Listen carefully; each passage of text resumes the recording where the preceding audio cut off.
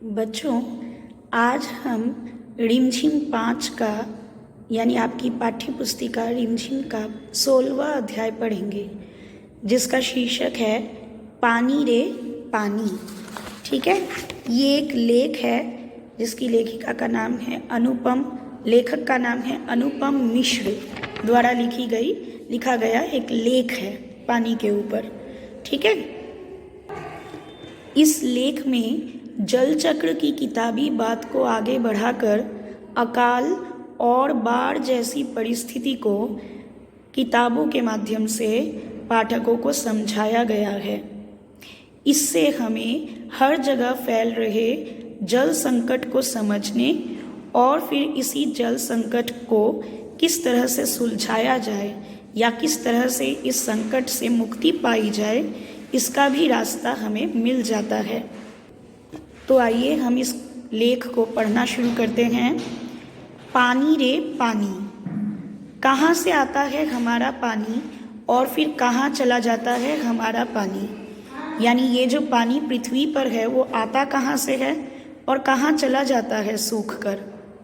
हमने कभी इस बारे में कुछ सोचा है क्या? सोचते तो बहुत बार हैं, पर कई कामों में व्यस्त होकर हम भूल भी जाते हैं कि हमें इसका समाधान या इसका उत्तर ढूंढना है।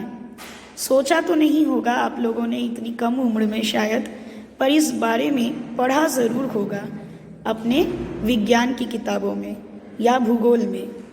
भूगोल की किताब पढ़ते समय जल चक्र जैसी बातें हमें बताई जाती हैं। वाटर साइकिल को हिंदी में जल चक्र कहा जाता है। एक सुंदर सा चित्र होता है जल चक्र का पाठ के साथ। सूरज, समुद्र, बादल, हवा, धरती, फिर बरसात की बूंदें और लोग, फिर बहती हुई एक नदी और उसके किनारे बसा हुआ तुम्हारा हमारा गांव या शहर या हमारे घर। चित्र के दूसरे भाग में दिखाया जाता है कि यही नदी अपने चारों तरफ का पानी लेकर उस समुद्र में मिल जाती है, जिस समुद्र का पानी भाप बनकर उठकर बादल बनता है और आसमान में जाकर शीतल होकर वो फिर से पानी की बूंद बन जाता है। और जब ये बादल पानी की बूंदों से बहुत भारी हो जाते हैं तब भारी वर्षा होती है और फिर से नदी का पानी नदी में चला जाता है और नदी का पानी फिर समुद्र में जाकर मिलता है। तो ये प्रक्रिया बारंबार चलती रहती है, इसीलिए इसको हम जल चक्र कहते हैं, वाटर साइकिल कहते हैं। यह तो हुई जल चक्र की किताबी बातें, पर अब तो हम सबके घरों में, स्कूल में या हमारे माता पिता के दफ्तरों में, कारखानों और खेतों में पानी का कुछ अजीब सा चक्कर सामने आने लगा है, यानी कुछ अजीब सी समस्याएं सामने आने लगी हैं। नलों में अब पूरे समय पानी नहीं आता।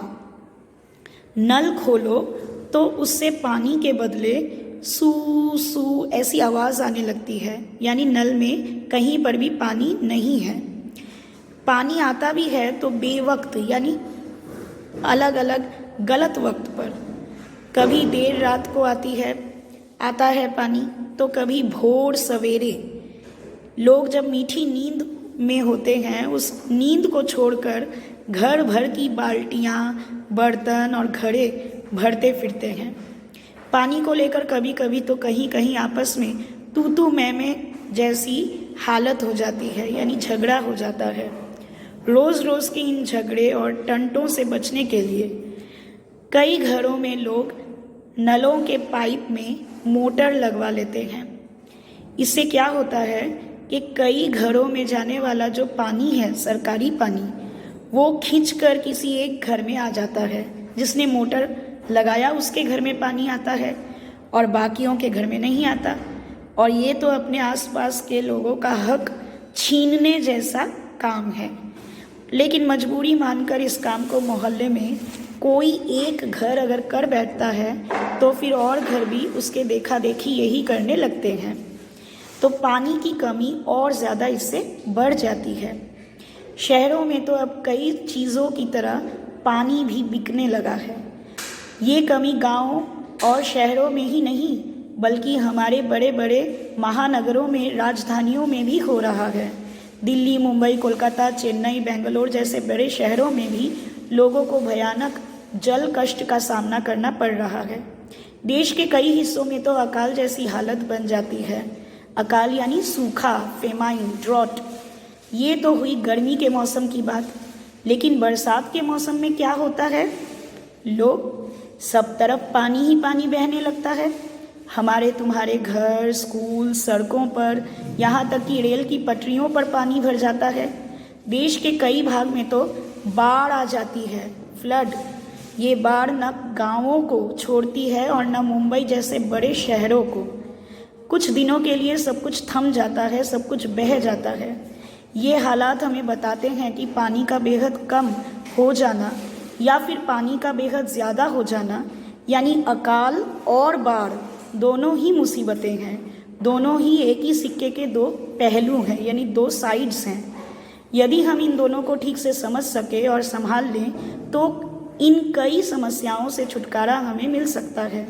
चलो थोड़ी देर के लिए हम पानी के इस चक्कर को भूल जाते हैं और याद करते हैं अपने पिगी बैंक को, यानी अपने गुल्लक को, जिसमें हम अपने पैसे या बड़े नोट जमाते हैं। जब भी हमें कोई पैसा देता है, हम खुश होकर दौड़कर उसे झट से अपनी गुल्लक में डाल देते हैं। 5 रुपया, 1 रुपया, 2 रुपया, कभी सिक्के तो कभी छोटे बड़े नोट, सब इसमें धीरे धीरे जमा होते जाते हैं। फिर जब कभी हमें कुछ पैसों की ज़रूरत पड़ती है तो इस गुल्लक की बचत का उपयोग हम कर लेते हैं। हमारी ये धरती भी इसी तरह की खूब बड़ी सी एक गुल्लक है। मिट्टी की बनी इस विशाल गुल्लक में प्रकृति वर्षा के मौसम में खूब पानी बरसाती है। तब रुपयों से भी कई गुना कीमती ये बारिश का पानी हमें इस गुल्लक में जमा कर लेना चाहिए। हमारे गांव में, शहर में जो छोटे बड़े तालाब, झील आदि हैं, वे धरती की गुल्लक में पानी भरने का काम करते हैं। इनमें जमा पानी ज़मीन के नीचे छिपे जल के भंडार, ठीक है, यानी अंडरग्राउंड वाटर में धीरे धीरे रिस कर, छन कर वहाँ ग्राउंड वाटर टेबल को बढ़ा देते हैं। इससे हमारा भूजल भंडार समृद्ध होता जाता है।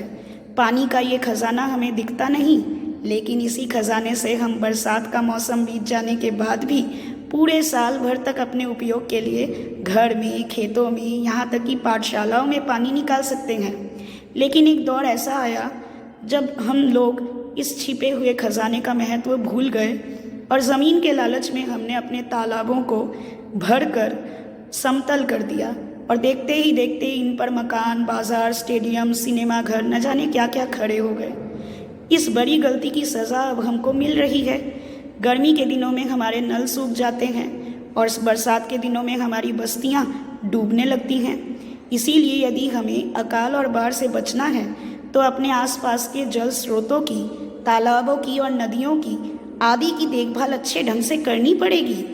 जल चक्र हम ठीक से समझे, जब बरसात हो तो उसे थाम ले, जमा कर ले, अपना भूजल भंडार एकदम सुरक्षित रखे और अपनी गुल्लक भरते रहे, तभी हमें ज़रूरत के समय पानी की कोई कमी नहीं आएगी। यदि हमने जल चक्र का ठीक उपयोग नहीं किया तो हम पानी के चक्कर में फंसते चले जाएंगे।